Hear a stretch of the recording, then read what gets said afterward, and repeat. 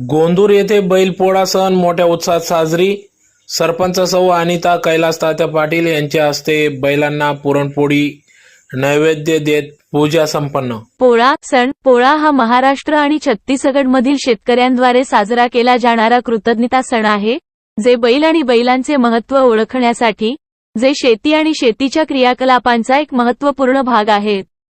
हे श्रावण महिन्यात सामान्यतः ऑगस्टमध्ये पिठोरी अमावस्या दिवशी येते. धुळे तालुक्यातील गोंदूर येथे दरवर्षी सालाबादाप्रमाणे बैलपोळा सण हा मोठ्या उत्साहात साजरी होत असतो. त्यानिमित्ताने बैलपोळ सणानिमित्त बैलांना या ठिकाणी सकाळपासूनच एक दिवसासाठी का होईना परंतु एक दिवस आराम मिळतो.